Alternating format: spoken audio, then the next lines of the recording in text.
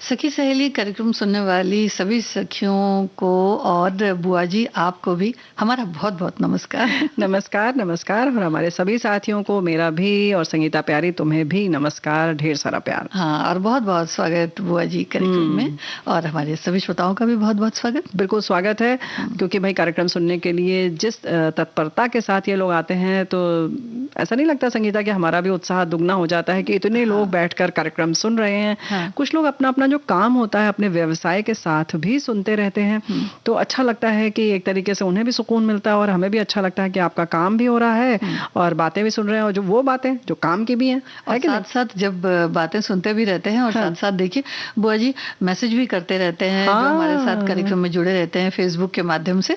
तो हमारे श्रोताओं का बहुत बहुत धन्यवाद है, कार्यक्रम में फिर बहुत बहुत स्वागत है। और आज बुआ जी जिस विषय को हम जिन विषयों को लेकर के आए हैं उसमें सखी विशेष में खिलाड़ी साइमा सैयद जी की बात करेंगे। जी हाँ, और जो हाथ में है जिसके माध्यम से हम लोगों के संदेश पढ़ेंगे, अभी जानकारी हासिल करेंगे, साझा करेंगे, वो है मोबाइल।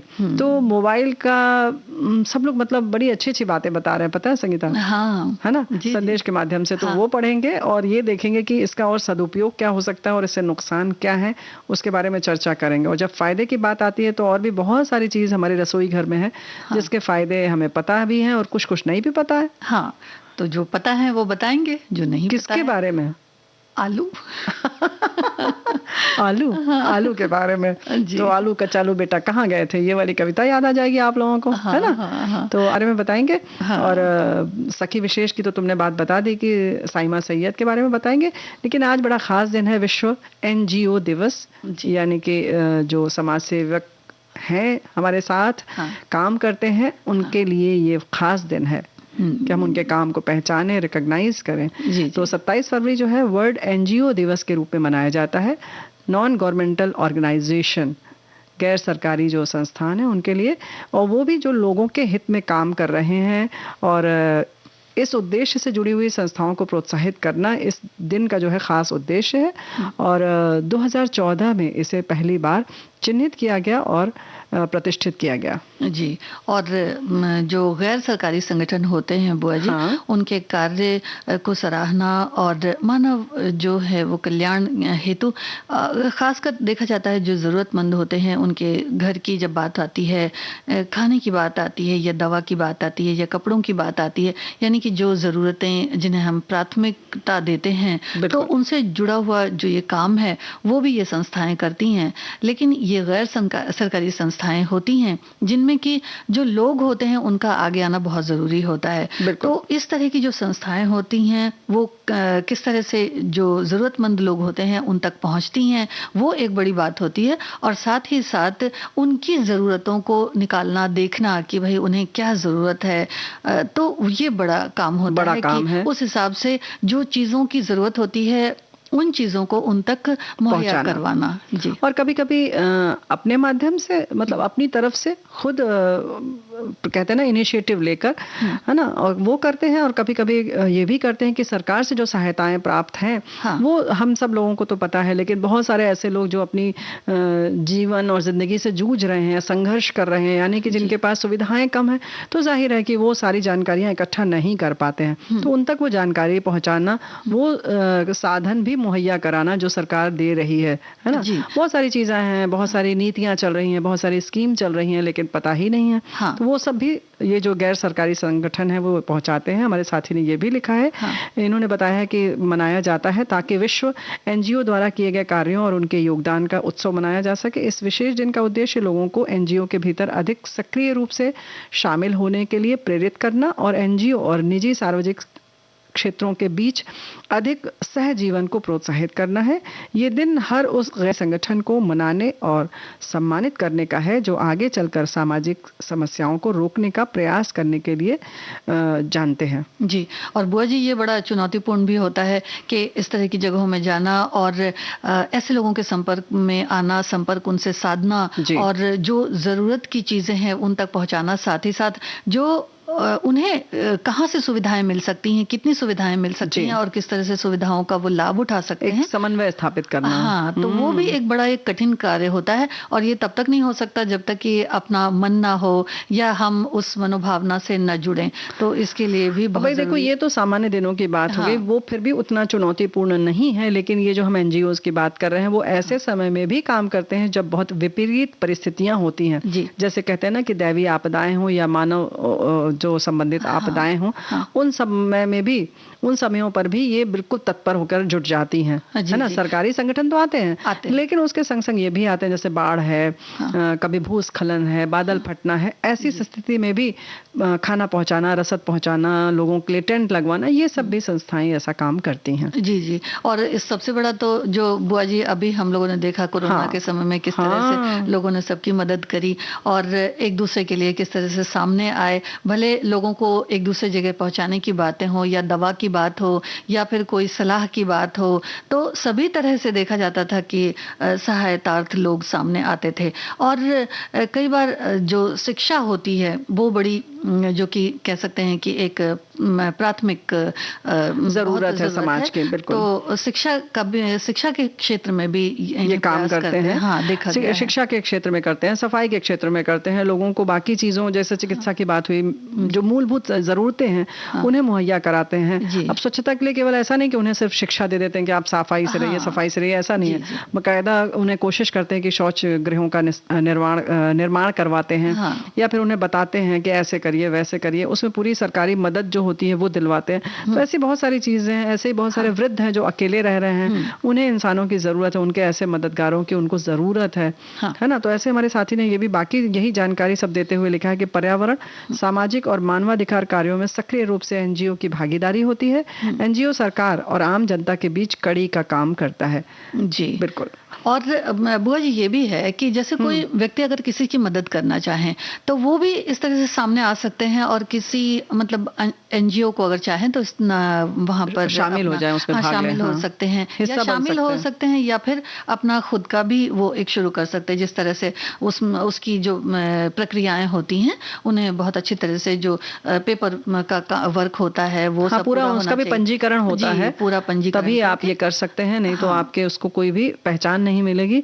तो इसके लिए जो प्रक्रिया है उसको अपनाएं। अच्छा, और कर सकते हैं लेकिन करें, हम तो यही कहेंगे। अच्छा बुआ जी, जो एनजीओज होते हैं वो सिर्फ इंसानों के लिए ही नहीं बल्कि देखा जाता है कि पशुओं के लिए भी बहुत काम करते हैं।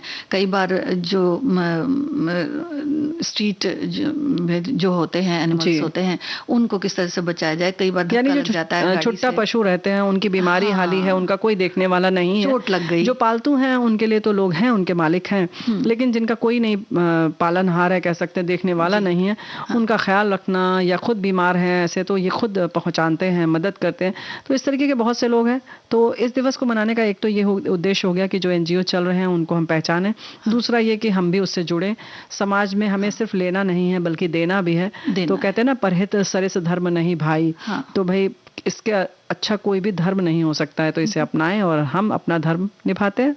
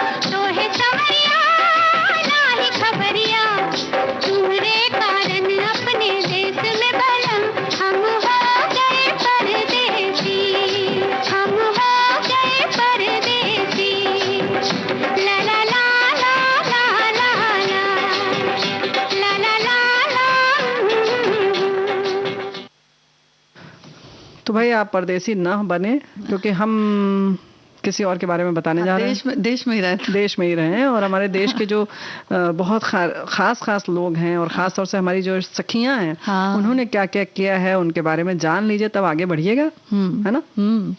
साइमा सैयद जी की बात करते हैं कि भारत की प्रथम महिला स्टार वन हॉर्स राइडर इन्हें कहते हैं बुआ जी। साइमा सैयद राजस्थान के मारवाड़ में खाटू कस्बे की रहने वाली हैं। इन्हें वंडर वुमन भी कहते हैं। इनके पिता का नाम सैयद मोइनुल हक है, जो कहते हैं कि कोयन तक यानी कि नौका विहार एशियाई क्वालिफायर भी रह चुके हैं। और साइमा के माता पिता की 2 अन्य बेटियां भी हैं जो राष्ट्रीय स्तर की खिलाड़ी हैं। और इनके परिवार में बेटियों के को जीवन में आगे बढ़ने की जो इजाजत है वो उतनी ही है जितनी की बेटों को है, यानी कि काफी है। हाँ, काफी है।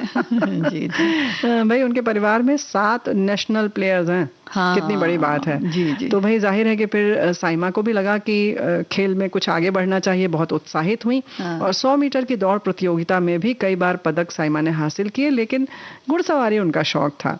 घोड़ों को काबू में रखना, उन्हें दौड़ाना उन्हें बड़े अच्छे से आता था। और फिर हॉर्स राइडिंग भी सीखा उन्होंने, और बचपन से ही उन्होंने धीरे धीरे कई छोटी बड़ी प्रतियोगिताओं में हिस्सा भी लेना शुरू कर लिया।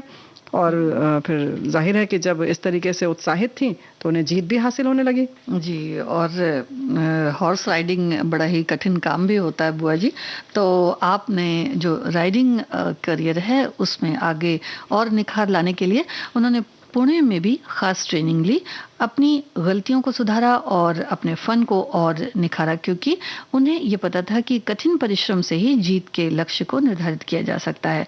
तो घुड़सवारी में वैसे तो पुरुषों को ज्यादा भाग लेते हुए देखा जाता है, इसलिए साइमा अक्सर ये सोचती थी कि ये खेल वो क्यों नहीं खेल सकती, और इसी वजह से उन्होंने घुड़सवारी को चुना। और इनकी घोड़ी का नाम है अरावली। बहुत प्यारा नाम है। हाँ। और भाई देखो संगीता, यही तो हम कह रहे हैं कि ना ये चुनौती थी उनके लिए कि ये पुरुषों का खेल माना जाता है तो हम क्यों नहीं खेल सकते। तो फिर बस जुट गई। 8 घंटे वो लगातार रोज घुड़सवारी करती हैं। 10 साल की उम्र में ही उन्होंने पहला पदक, अब तो लगभग मतलब 50 पदक जीत चुकी हैं। और उन्होंने इक्वेस्ट्रियन फेडरेशन ऑफ इंडिया में और all India Rajasthani horse society के तत्वावधान में अहमदाबाद में ऑल इंडिया ओपन एक्यूरेट जो है प्रतियोगिता में हिस्सा लिया। और फिर उसके बाद जीत हासिल की। पहले 40 किलोमीटर की प्रतियोगिता को क्वालिफाई किया और फिर 60 किलोमीटर की प्रतियोगिता को जीता। जी, और उसके बाद फिर 80 किलोमीटर की प्रतियोगिता को जीता और ऑल इंडिया ओपन एंड्योरेंस। इसके बाद साइमा को 1 स्टार राइडर का सम्मान कह सकते हैं कि मिला। और फिर अन्य जो प्रतियोगिताएं हैं उनमें भी भाग ले सकेंगी इसके बाद वो। और इस खेल की खासियत ये है कि इसमें बुआ जी अक्सर देखा जाता है कि जो खेल होते हैं उनमें अलग अलग, जैसे महिलाओं पुरुषों का अलग होता है, महिलाओं का अलग होता है। हाँ, तो अलग होता है, लेकिन ये एक ऐसा खेल है जिसमें पुरुष और महिलाएं जो है साथ में जिनके कॉम्पिटिशन्स यानी प्रतियोगिता रखी जाती है। तो वो भी एक देखने वाली चीज होती है। क्या बात है। हाँ, क्योंकि जो ताकत की बात होती है, जब स्टेमिना की बात होती है ना बुआ जी, तो फिर पुरुष कहा जाता है कि भाई वो आगे निकल जाते हैं। हाँ, मतलब कहते हैं ना कि प्रकृति ने कुछ इस तरीके से बनाया है कि उनका भाई जाहिर है कि जोश है उनका ज्यादा रहता है। लेकिन भाई वंडर वुमेन है तो जो है साइमा सैयद, इनकी यूं ही जो है तेजी बनी रहे। और वो घोड़े जो सबसे तेज ताकतवर माने जाते हैं ना, उनको वो काबू में कर लेती हैं। इसी तरह से काबू में करती रहे। तो स्टार वन हॉर्स राइडर की हमने बात की सैयद की। तो इन्हें सलाम करते हैं और गीत सुनवाते हैं इनके लिए खास तौर से। हाँ जी, बिल्कुल।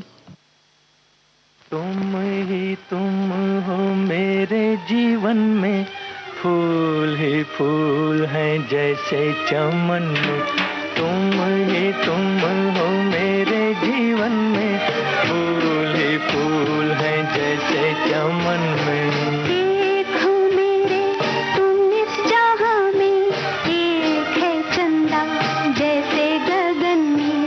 देखो मेरे तुम इस जहां में, एक है चंदा जैसे गगन में। तुम ही तुम हो,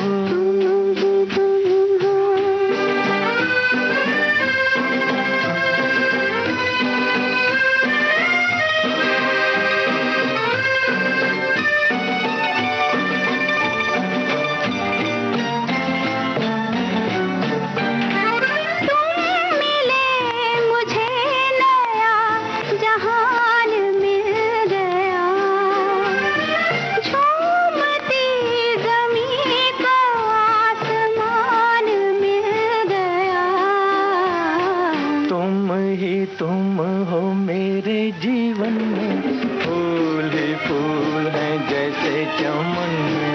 एक हो मेरे तुम इस जहां में, एक है चंदा जैसे गगन में, तुम ही तुम हो। तुम ही तुम हो।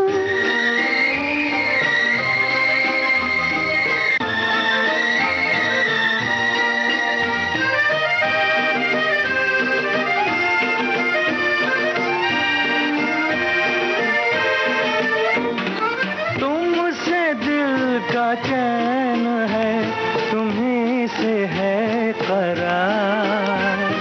तुम ना रूठना के रूठ जाएगी बहार। एक हो मेरे तुम इस जहां में, एक है चंदा जैसे गगन में, तुम ही तुम हो मेरे जीवन में, फूल ही फूल हैं जैसे चमन में।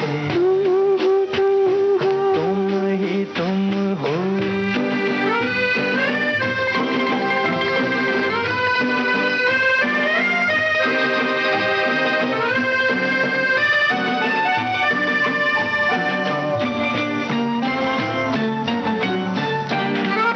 तुम हो मेरे कौन, जिंदगी है क्यों हसीन, सुन लो मेरी धड़कने तो आएगा यकीन।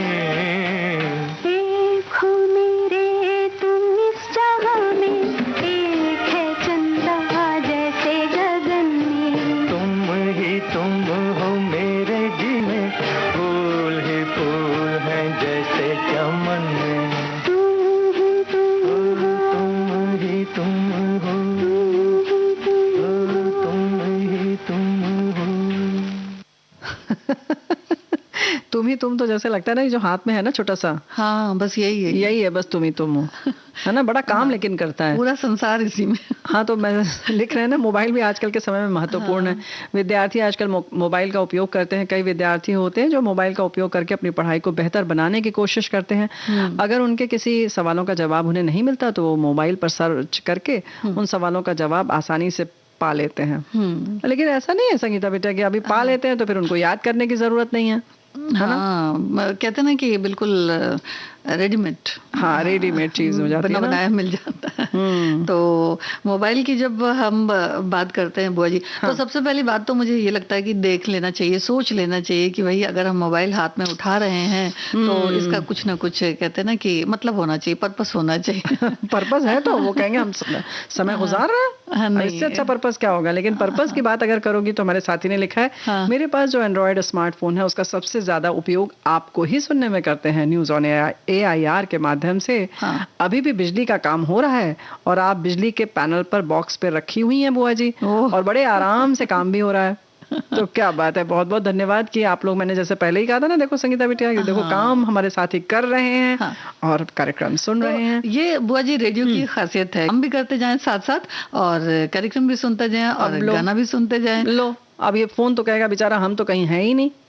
नहीं, फोन भी है ना, फोन तो है तो फिर सब कुछ है। तो ऐप जितने हैं उनका बिल्कुल विविध भारती के कार्यक्रम में सुनने के लिए इस्तेमाल करें, तो ये भी एक बहुत अच्छा सा कह सकते हैं कि इसे साधने का या फिर इसका उचित उपयोग है। और जहाँ तक साधने की बात है तो संपर्क कहीं ना कहीं हम इसको साधने में सबसे ज्यादा काम में लाते हैं। बिल्कुल। अपनों से जो कहते हैं ना कि बड़े दूर हैं तो मुलाकात नहीं हो पाती है। एक जमाना ऐसा था कि जो लोग बड़ा इंतजार करते थे कि भाई चिट्ठियां आएंगी, ये अब देखिए सुबह सुबह बिल्कुल बात हो जाती है बुआ जी, तो ये एक अच्छा है। लेकिन कई बार ऐसा भी हो जाता है, देखो अगर तारीफ की बात कर रही है तो भाई पहले तारीफ कर देते हैं, मोबाइल भी खुश हो जाए, क्योंकि जैसे अभी तुमने बताया कि मुलाकात नहीं होती थी, तरस जाते थे। ऐसे ही क्या होता था कि बहुत दूर किसी से मतलब हम मिलने गए किसी मित्र से या किसी रिश्तेदार से, पता लगा घर में ताला लटक रहा है, तो मायूस होकर लौट आते थे। अब यह है कि दूरी में अगर आप जाते हैं तो पूरा आश्वस्त रहते हैं कि मुलाकात होगी। लेकिन हाँ, एक बात है कि अब सरप्राइज नहीं दे पाते आप। हाँ, कि अचानक कोई आ गया, अचानक कोई आ गया और आ गया तो फिर वो सरप्राइज आप देना चाहते हैं तो नहीं दे सकते। क्योंकि अगर वो नहीं मिले तो फिर आप ही को दोषी ठहराया जाएगा, फोन नहीं था क्या, फोन क्यों नहीं करके गए। अब बताइए, फिर आपको लगता है ओहो हो, अब अभी तो कई बार तो ये भी तो हो जाता है बुआ जी कि भाई फोन किए थे भाई, आपने उठाया नहीं, मिला ही नहीं, तो फिर क्यों आए, तब वो कहेंगे। तो भाई देखो ऐसा है कि अगर अच्छी की बात हो रही है तो मनोरंजन की बात हो रही है, सूचना तत्काल मिल जाती है। जैसे हम ये है टिकट आदि है, चाहे वो हवाई जहाज का हो, ट्रेन का हो, तो ये सब चीजें टिकट हम बड़ी आसानी से फोन के माध्यम से कर लेते हैं, है ना। इस पर बैठे बैठे हम सब चीज कर लेते हैं। या ऐसे ही ट्रेन की जो जानकारी मिल जाती है, कितनी लेट है, किस प्लेटफॉर्म पर आ रही है, तो ये तत्काल सूचना हमें बड़ी अच्छी मिल जाती है ना। और इसमें बड़ा फायदा भी होता है बुआ जी कि प्लेटफॉर्म तो बड़े लंबे चलने पड़ते हैं, और जब पता चल गया कि भाई इस प्लेटफॉर्म पे आने वाली थी लेकिन अब इस पर नहीं आकर के उस पर आएगी, तो ये दौड़ भाग भी बच जाती है। और जो हम लोग पेमेंट वगैरह करते हैं, जब कहीं कोई सामान खरीदा तो उससे मोबाइल से जो पेमेंट की जाती है तो उसमें भी बड़ा सहायक होता है। ऐसे ही ये चीजें आपको रिकॉर्ड में मिलती हैं। उसके संग संग जो नोटपैड होता है हमारे फोन पर, वो आपको अपनी चीजों को याद दिलाने के लिए, जैसे कि आपको घर में सूची पहले बनाते थे कि आज हमें क्या क्या करना है, आप नोटपैड पर बना लेते हैं। उसके संग संग एक बात और है कि आपको कुछ अच्छी जानकारी कहीं से मिली तो आप उसको भी उसमें सुरक्षित रख लेते हैं। ये बहुत बड़ी चीज है। जी, तो ये सब जो है वो चीजें तो ही हैं। साथ ही साथ एक चीज और भी है बुआ जी कि मोबाइल को हम जब इस्तेमाल करते हैं तो खुद को कहते हैं कि मतलब एक तरह से अपडेट करने के लिए कि भाई आज क्या चल रहा है, कल क्या चल रहा है, और दुनिया संसार में क्या चल रहा है, देश में क्या चल रहा है, तो जानकारी भी मिल जाती है। तो इस हिसाब से जो कुछ बदलाव होते हैं समय समय पर, वो बदलाव भी हमें पता चलते हैं और इसका पूरा फायदा भी हम सबको मिलता है। अब ये बदलाव चाहे जैसे हों हमें पता चलते हैं, मिलते हैं। और जैसे भी होते हैं, बस होते हैं तो पता होना चाहिए। जी बिल्कुल, सरकार की कुछ नई चीजें आती हैं, स्कीम आती है, तो उसका भी लाभ मिलता है अगर हमें पता चलती हैं तो ये सब अपडेशन बहुत अच्छी होती है। अच्छा, इसके संग संग अभी क्या करना है तुम्हें? अभी तो गीत सुन लेते। हाँ, गीत सुनना है, फिर बहुत अच्छी बात बताएंगे इसका और उपयोग हम क्या करते हैं। हाँ जी।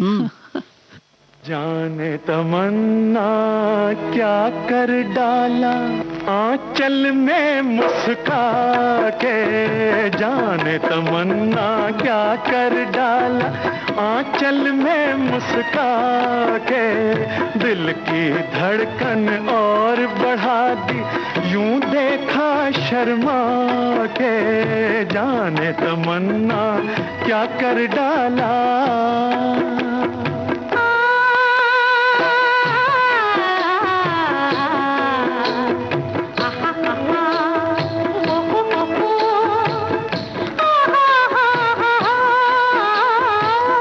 कितना हंसी है तेरी आंखों का जादू, कितना हंसी है तेरी आंखों का जादू, खुशबू में डूबी हुई सांसों का जादू, दिल को लुभाने वाली बातों का जादू, बातों का जादू।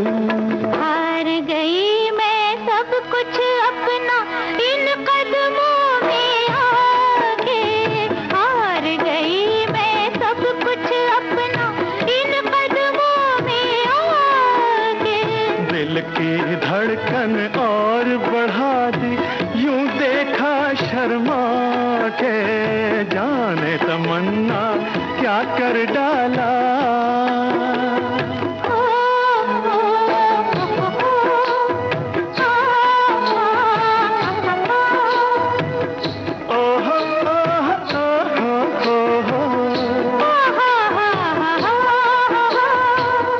बेताब दिल है मेरा मदहोश आंखें,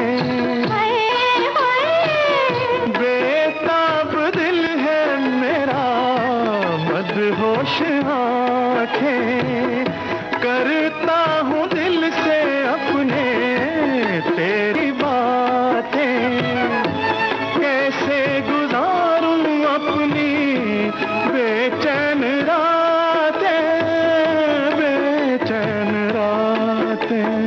मेरे दिल में आ जाओ तुम दुनिया को ठुकरा के, मेरे दिल में आ जाओ तुम दुनिया को ठुकरा के, जाने तमन्ना कर डाला आंचल में मुस्का के, दिल की धड़कन और बढ़ा दी, यूं देखा शर्मा के, जाने तमन्ना क्या कर डाला। बुआ जी एक ब्रेक ले लें? हाँ हाँ।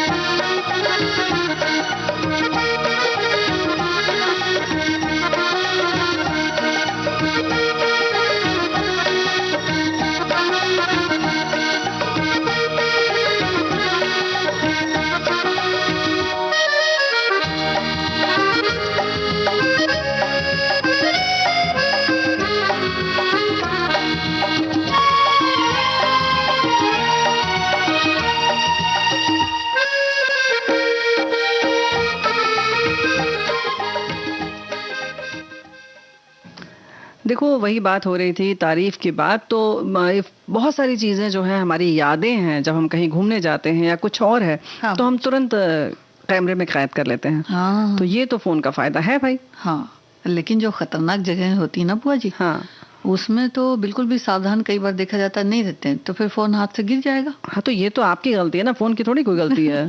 और बल्कि फोन तो नाराज है कि हमें गिरा दिया आपने। हाँ, तो इतनी प्यारी सी चीज को जो इतने सारे काम आती है, अलार्म हम इसमें लगाते हैं, बहुत सारी चीजें काउंटडाउन करना होता है, जैसे कि आपको बिल्कुल समय देखना है कि इतने सेकंड में ये काम हो जाए, तो वो सारी चीजें अगर आपको कहीं नहीं आपको देखने को मिलती है, हमारे हाथ की घड़ी या दीवार की घड़ी वो काम नहीं कर पाती है, जो हमें इसे काउंटडाउन मिल जाता है। हाँ। तो बहुत सारे जो हमारे उपकरण हैं वो इस एक में समाहित है। जी, जैसे कि जो समय है, हमें अगर मान लीजिए कि भाई 4-5 मिनट की बात है तो वो तो घड़ी से ठीक है, लेकिन अगर एक आध मिनट देखना है, 30 सेकंड देखना है, 10 सेकंड देखना है, तो उसमें मोबाइल बहुत, जैसे और ये हम रेलवे स्टेशन में बड़ा काम आता है बुआ जी। बहुत काम आता है, बहुत काम आता है। हाँ। नहीं तो काम इसका, अरे रेलवे स्टेशन की तुमने बात की तो बड़ी अच्छी बात याद आ गई कि जैसे कि ट्रेन अगर पर लोग आजकल प्लेटफॉर्म पर जब इंतजार कर रहे होते हैं, हाँ। जब तक फोन नहीं था बहुत शोर होता था वहाँ जी। इतनी गहमा गहमी रहती थी, इतनी गहमा गहमी रहती थी, लेकिन ये मोबाइल इतना प्यारा है कि अब एकदम शांति रहती है। हाँ, क्योंकि सारे लोग उसमें एकदम व्यस्त रहते हैं और कोई नहीं चिल्लाता। कितनी शांति रहती है।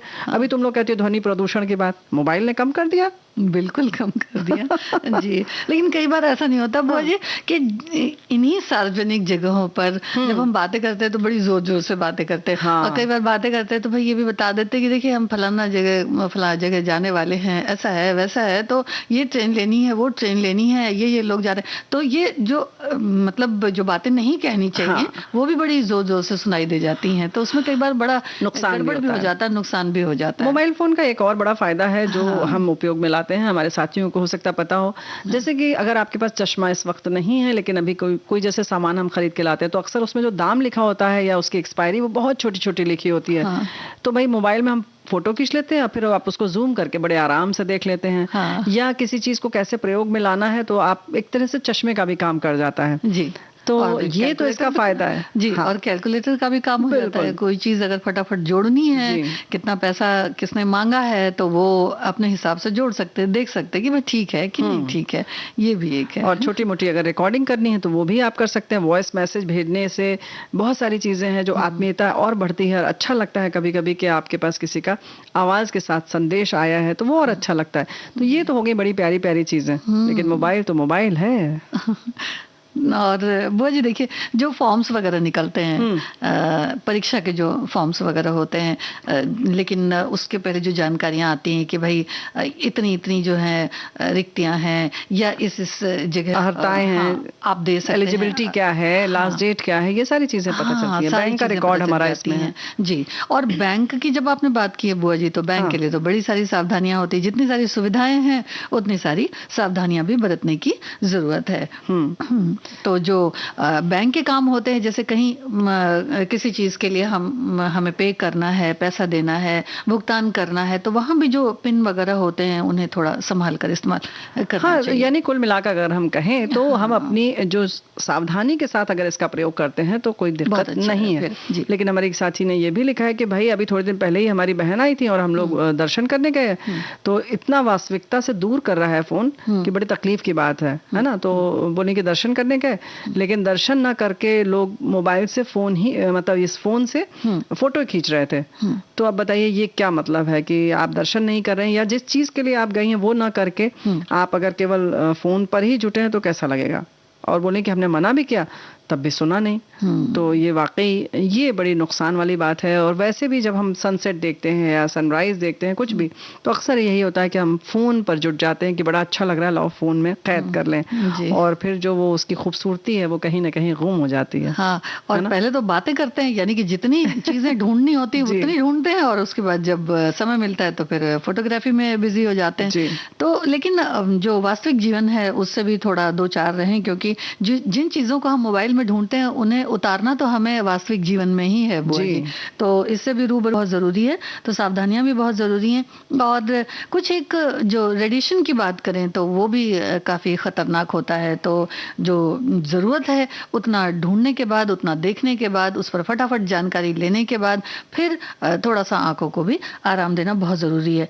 और हमारे कुछ श्रोता हैं, एक श्रोता है बुआ जी, उन्होंने कुछ इस तरह से लिखा है कि मैं मोबाइल हूँ, मैं आपका बचपन चुरा लूंगा, आपकी जवानी भी चुरा लूंगा, आप जल्दी बूढ़े हो जाओगे, इसलिए मेरा इस्तेमाल सोच समझ कर करना। दोस्त मेरे फायदे हैं तो नुकसान भी, मैं मोबाइल हूँ, ना आपके पास खेलने का टाइम छोड़ूंगा, ना आपके पास कसरत करने का, यहाँ तक कि आपकी कार्यक्षमता भी आधी कर दूंगा। आप कम करेंगे, मुझे ज्यादा देखेंगे, मेरा उपयोग सावधानी से करना। और इस तरह से उन्होंने ये लिखते हैं ना कि दोस्तों मैं आपको उन लोगों से दूर करूंगा जो आपके बहुत करीबी हैं, मैं मोबाइल हूँ, जो आपको मेरी लत लग जाएगी त्यों त्यों आप पर हावी हो जाऊंगा। सबसे पहले आपकी आंखें खराब करूंगा, फिर आपकी नींद चुरा लूंगा, धीरे धीरे आपका स्वास्थ्य खराब करूंगा, मैं मोबाइल हूँ, मेरा इस्तेमाल संभल कर करना, मैं मोबाइल हूँ।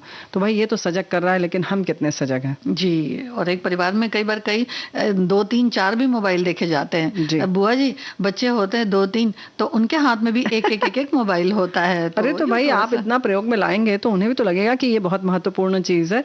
तो कितना महत्व देना है ये हम पर निर्भर करता है। हर चीज की प्राथमिकता हमें आपको मिलकर तय करनी है, और अपने लिए अपने काम के हिसाब से, है ना।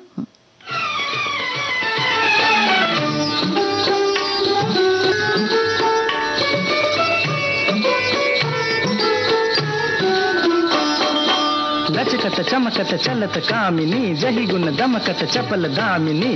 ओ बावरी ओ सांवरी, अरे ओ चंचल पल छिन, रुक जा रुक जा रुक जा।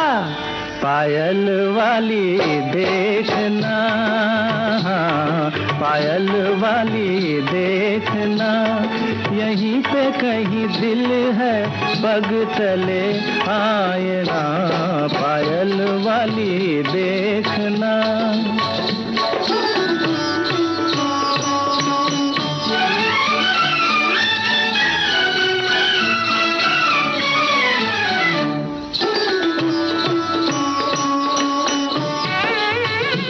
जैसे दामिनिया बदरा में उड़े, कुछ दूर चले फिर जाके मुड़े।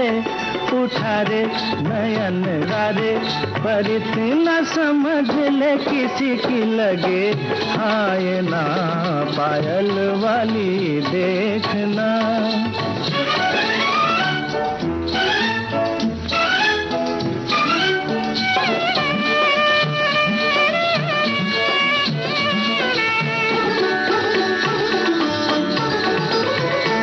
कित झूम चली मदिरा सी पिए, मतवारी पवन अचरा में लिए।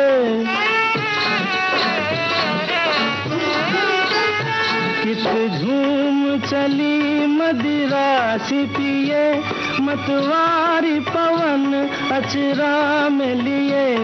जमाना है यूं ही मस्ताना। देखो जी कहीं रुत बिना काली घटा छाए ना, पायल वाली देखना।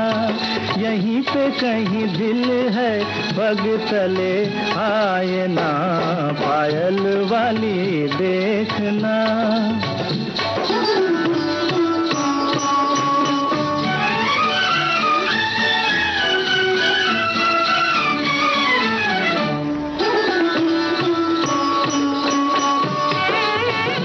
कहीं ऐसा न हो कोई बात बने, अंगड़ाई मेरी तेरा नाच बने। कहीं ऐसा न हो कोई बात बने, अंगड़ाई मेरी तेरा नाच बने। ना चोरी न बन के चकोरी, घूंगर कहीं धड़कन मेरी बन जाए ना, पायल वाली देखना। यहीं पे कहीं दिल है पग तले आए ना, पायल वाली देखना। देखो भाई, तुम अब कहोगी कि सौंदर्य निखारा जाए आलू के माध्यम से, लेकिन भाई एक बहुत महत्वपूर्ण बात जो है वो हमने मोबाइल की कहीं ना कहीं रह गई। पहले तो हालांकि सजग करने के लिए हमारे साथियों ने लिखकर भेजा है, लेकिन वहीं एक महत्वपूर्ण बात यह है कि जब किसी का एक्सीडेंट होता है या कोई आपातकाल होती है की घटना रहती है, तो ऐसे में मोबाइल बड़ा सहयोगी होता है। लेकिन हमारे किसी भी साथी ने ये नहीं लिखा है। हाँ, 2-3 लोगों ने ये जरूर लिखा है कि आजकल जब दुर्घटना होती है तो मोबाइल में कहीं संदेश भेजने या कुछ मदद करने के बजाय लोग मोबाइल से वीडियो बनाने लगते हैं। तो ये वाकई बहुत मतलब क्या कहना चाहिए, दर्दनाक है, संवेदनशील हम लोग नहीं रह गए अब। इस तरीके से एहसास खत्म हो गए हैं, इंसानियत बहुत हद तक कम होती जा रही है। तो भाई ऐसा न करें। मोबाइल का सही उपयोग यही है कि जो 108 नंबर हैं या अभी और बहुत सारे साइबर क्राइम के भी कुछ नंबर आए हैं, 155 करके कुछ है, वो भी कभी बताएंगे ज़रूर हम। वो सब नंबर आप रखें, महिलाओं की सुविधा के लिए है, पशु पक्षियों के लिए है, उन सब नंबरों पर डायल करें, तब इसकी सार्थकता है। तो हर चीज़ वरदान भी है, अभिशाप भी है, तो उसका वरदान जो है उसको साथ में लेकर चलें। जैसे आलू जो है वो बहुत सारी जगहों पर वरदान है। हाँ, रसोई में तो सबसे पहले, रसोई में तो है ही है, वो रहता ही वही है, उसका घर है, वो तो कहता है आप तो फालतू चली आती है हमारे पास। है ना जी। तो इसमें बहुत सारे फायदे हैं, और सब्जियों के तौर पर तो हम इस्तेमाल करते ही करते हैं, हर जगह। पराठे में तो बड़ा ही अच्छा लगता है ना बुआ जी। और क्योंकि इसमें इतनी सारी चीजें भी होती हैं, देखिए स्वाद इतना बढ़िया होता है। हाँ, स्वाद इतना अच्छा होता है और बच्चों को भी बड़ा पसंद आता है। तो विटामिन सी भी बहुत अच्छी मात्रा में पाया जाता है, एंटीऑक्सीडेंट्स भी होते हैं और स्टार्च भी होता है। हाँ, स्टार्च तो होता ही होता है। हल्की सी हल्दी, हल्का सा नमक डाल दिया जाए और फिर उसे रोस्ट कर लिया जाए, भून लिया जाए तो बड़ा अच्छा लगता है। अब लो, निखार कहाँ से आएगा ये बताओ पहले। निखार खाने से भी आ जाएगा, लगाने से भी क्या आ जाएगा। बात है। बिल्कुल, चलो बताओ फिर। हाँ, तो आलू जो है, देखिए त्वचा के लिए तो फायदेमंद है। कई बार ऐसा कहते भी हैं कि आलू के रस जो छीलते समय हाथ में लग जाए, तो फिर कई बार ऐसा भी होता है भाई आंखों पे लगा लिया या कहीं लगा लिया, थोड़ी देर उसको यूं घुमा लिया, तो काफी ऐसा लगता है कि चलिए कुछ तो अच्छा हुआ, और थोड़ी देर फिर छोड़ भी दिया जाता है। तो आलू अगर सादा भी बुआ जी उसको किसी तरह से कद्दूकस करके या थोड़ा सा मैश करके उसका जो रस होता है उसे अगर लगा लें, तो कहते हैं कि जो काले से धब्बे होते हैं आंखों के पास में या उसके नीचे, तो उसमें काफ़ी फायदा होता है। और साथ ही साथ कहीं कहीं पर चेहरे पे देखा जाता है कि कहीं त्वचा का रंग थोड़ा साफ है, कहीं थोड़ा सा और गहरा है, फिर कहीं थोड़ा सा साफ है, फिर कहीं थोड़ा सा और, यानी धब्बे लगे पड़े हुए हैं कहीं चेहरे पर, धब्बे से जो रहते हैं, तो उनमें भी फायदा होता है। तो हमारे साथी ने भी बताया है कि आलू को जो है राजा है सब्जियों का कहा जाता है। सब्जियों के अलावा जल जाने पर आलू को कद्दूकस करके उस पर लगाने से जलन में ठंडक भी लगेगी और दाग भी नहीं होंगे। आलू के रस को हल्दी मिलाकर चेहरे पर लगाने से दाग, धब्बे और झाइयां खत्म हो जाती हैं। तो ये तो बहुत अच्छा है और बड़ा आसान सा भी है, नहीं बुआ जी? तो अच्छा, जो पिगमेंटेशन होता है या जो कई बार ऐसा होता है कि त्वचा बड़ी सी सिकुड़ी सी लगती है, तो उसकी जो टैनिंग होती है वो भी खत्म करने के काम में आता है। अगर थोड़ा सा पैक वगैरह अगर कुछ उसको इस तरह से बनाकर रख लें तो उसमें अगर क्यों पैक बताओगे तब ना बनाएंगे भाई। हाँ, तो बस अगर से नहीं काम चलेगा। बताओ हाँ, क्या तो करना होगा? 3 चम्मच आलू का रस ले लें और 1 या 2 चम्मच शहद और उसके साथ मिलाकर लगाएं। इसमें कुछ बूंदे नींबू के रस की भी मिला सकते हैं और इसका जो फायदा होता है, जैसे थोड़ी देर लगा लिया बुआ जी इसको मिलाकर, तो उसके बाद फिर ठंडे पानी से या हल्के गुनगुने पानी से धो लिया तो जो रोम छिद्र होते हैं चेहरे के, पोर्स जिनको बोलते हैं, हाँ, तो वो खुल जाते हैं। तो इस तरह से त्वचा में नमी बनी रहती है। तो इस तरह से भी कुछ फायदा क्या होता बात है। ये बात भी है। वैसे हमारी साथी ने लिखा है कि उबले आलू घिसकर 10 मिनट चेहरे पर लगाएं, फिर चेहरा धो लें, चमकने लगेगा। ये हमने पहली बार भाई सुना था कि उबका, लेकिन हालांकि इन्होंने एक और बताया कि आलू जिसमें हम उबालते हैं उस पानी में पैर डालकर बैठने से पैर मुलायम हो जाएंगे। तो ये बड़े काम की चीज है। ऐसे ही मुहासे के लिए भी बड़ा कारगर है ना। हाँ जी। तो 1 चम्मच पिसे हुए आलू का रस और थोड़ा सा टमाटर का रस, यानी कि बराबर बराबर अगर ले लें, 1 चम्मच आलू का रस और 1 चम्मच टमाटर का रस और 1 चम्मच इसमें शहद मिलाएं तो इससे एक अच्छा सा पैक तैयार किया जा सकता है। फिर उसको लगाकर थोड़ी देर 10-15 मिनट सूखने तक रहने दें और उसके बाद फिर उसको धो लें। तो इससे भी काफी निखार आता है और मुहासे जो होते हैं ना बुआ जी, उनमें ये फायदेमंद होता है। और कई बार आलू के रस में चावल का थोड़ा सा आटा, नींबू का रस और शहद, यानी कि 1-1 चम्मच अगर मिला दिया जाए तो इससे भी अच्छा सा पैक बनता है। अब दही इसमें जो है वो ऑप्शनल है, मिला भी सकते हैं और नहीं भी मिला सकते हैं। अगर दही मिलाएंगे तो इससे थोड़ा सा त्वचा कहते हैं ना कि मॉइस्चराइज हो जाएगी। हाँ, नमी आ जाती है उसमें। और आजकल का मौसम फिर से वही हो गया है, पतझड़ का मौसम है, तो थोड़ी शुष्क हो जा रही है त्वचा। तो ऐसे समय में बहुत कारगर रहता है ये। हाँ, ये सारी चीजें।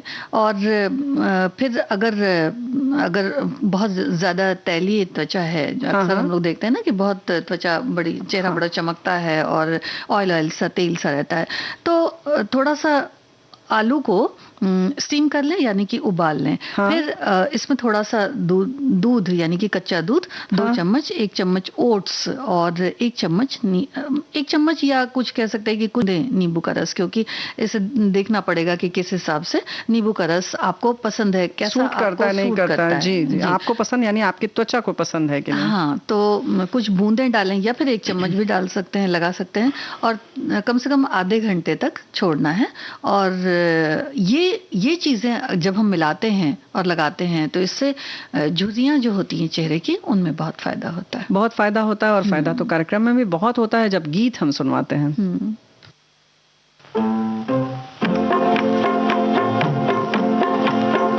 तेरे हुस्न की क्या तारीफ करूं, तेरे हुस्न की क्या तारीफ करूं, कुछ कहते हुए भी डरता हूँ, कहीं भूल से तू न समझ बैठे कि मैं तुझसे मोहब्बत करता हूँ। मेरे दिल में कसक सी होती है, मेरे दिल में कसक सी होती है, तेरी राह से जब मैं गुजरती हूँ, इस बात से ये न समझ लेना कि मैं तुझसे मोहब्बत करती हूँ।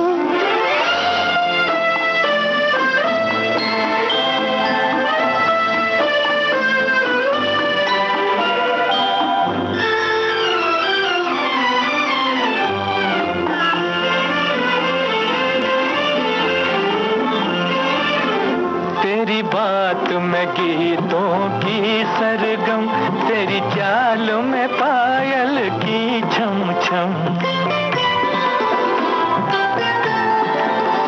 तेरी बात में गीतों की सरगम, तेरी चाल में पायल की छम छम, कोई देख ले तुझको एक नजर, कोई देख ले तुझको एक नजर, मर जाए तेरी आंखों की कसम, मैं भी हूँ अजब एक दीवाना, मरता हूँ न आहें भरता हूँ, कहीं भूल से तू न समझ बैठे कि मैं तुझसे मोहब्बत करता हूँ।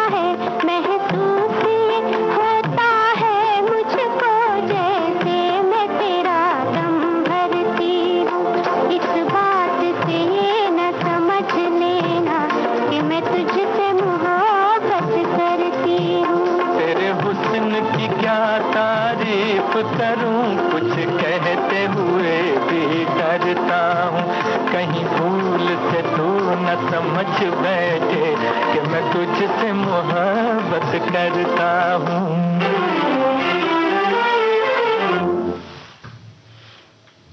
तो भाई क्या हो गया? नहीं देखिए, जब आलू से इतनी अच्छी सी खूबसूरती निखरेगी तो फिर तारीफ तो करनी होगी। तारीफ तो करनी ही पड़ेगी।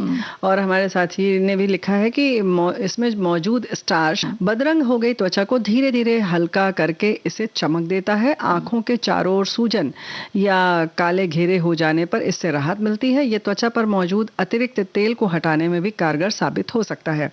पोटैटो कंप्रेस से त्वचा की खोई नमी वापस लाई जा सकती है। अगर चेहरे में सूजन आ गई है तो पोटैटो कंप्रेस एक जाल में कद्दूकस किए हुए आलू को रखें और इसे कम कर लें, मतलब कंप्रेस कर लें, दबा लें। वही इन्होंने बताया कि उसको ब्रैकेट में लिखकर बताया है। और इससे कम किया जा सकता है, यानी कि जो चेहरे में सूजन आ गई है उससे। फिर ऐसे ही आलू में जो है कैंटेकोलेज नाम का एंजाइम पाया जाता है जो आंखों के काले घेरे कम करने के लिए आने वाली प्रमुख कृमियों में पड़ने वाला मुख्य तत्व है। क्रीमों में। हाँ, तो अच्छा नहीं, इन्होंने हाँ देखो, इन्होंने थोड़ा, मैं फिर से स्पष्ट कर दूं, आलू में जो कैंटेकोलेज नाम का एंजाइम पाया जाता है जो आंखों के काले घेरे कम करने के लिए आने वाली प्रमुख क्रीमों में पड़ने वाला मुख्य तत्व है, यानी क्रीम के लिए इन्होंने लिखा है। तो भाई ये खास बात है।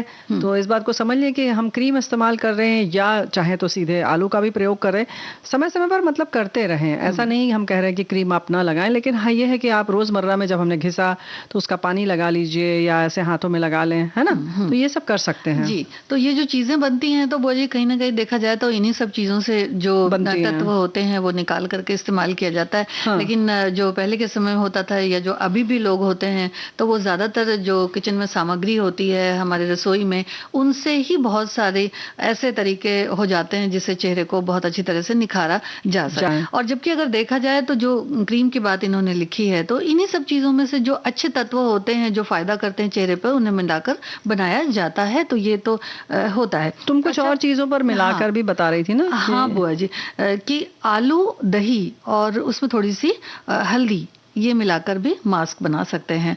और साथ ही साथ एलोवेरा और इसमें यानी कि थोड़ा सा एलोवेरा में पिसा हुआ आलू मिला करके और फिर उसके बाद उसे चेहरे पर पैक की तरह लगाया जा सकता है। या फिर मुझे तो ऐसा लगता है कि कोई ऐसी चीज़ अगर है जैसे एलोवेरा टाइप की है जैसे, हाँ, तो उसे थोड़ा सा पहले लगा करके आप देख लें कि ऐसा तो नहीं है कि उससे आपकी त्वचा को मतलब स्वीकार कर रही है कि नहीं कर रही है। कभी कभी क्या है, त्वचा नकार देती है, कहती नहीं भाई ये हमें नहीं चाहिए, है ना। एलोवेरा है, कुछ ऐसी चीजें हैं जिनके बारे में लोगों को पता है।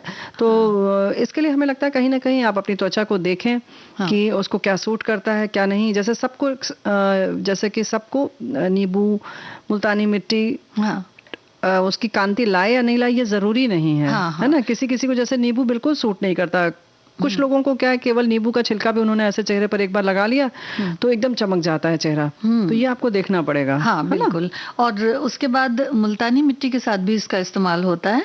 तो थोड़ा सा आलू का पेस्ट या फिर उसका रस, उसमें थोड़ी सी मुल्तानी मिट्टी मिलाकर भी उसका पैक लगाया जाता है।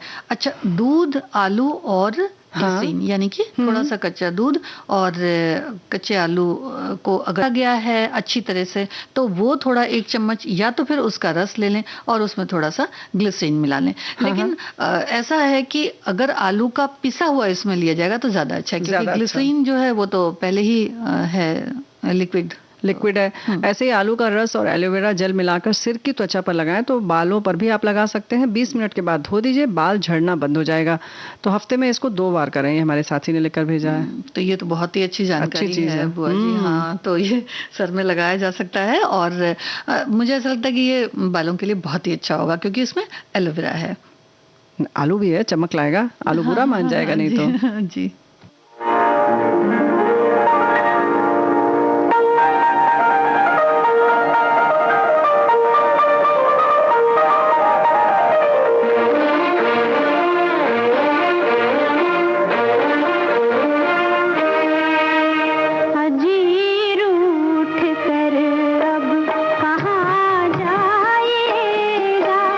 जहाँ जाइएगा हमें पाए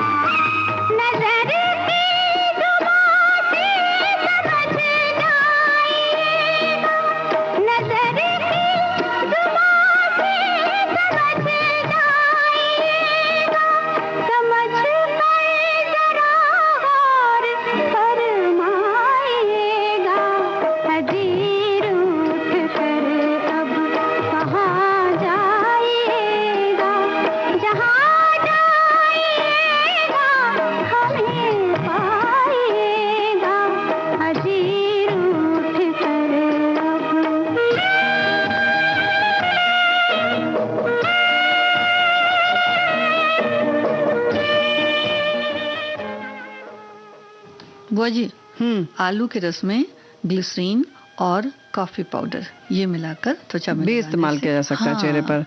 बालों के लिए भी हमारे साथी ने लिखा है कि आलू और एक प्याज का रस निकाल कर मिला लें और रुई की सहायता से सिर की त्वचा में लगाएं, 20 मिनट बाद धो लें, फिर शैम्पू कर लें। अच्छे परिणाम के लिए 2 महीने तक हफ्ते में 2 बार करें।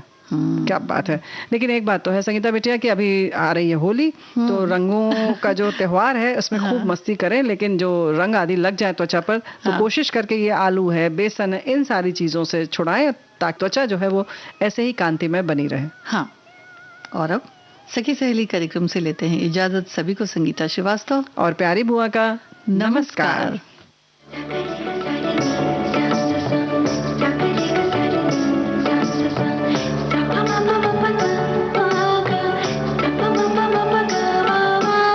सखी सहेली।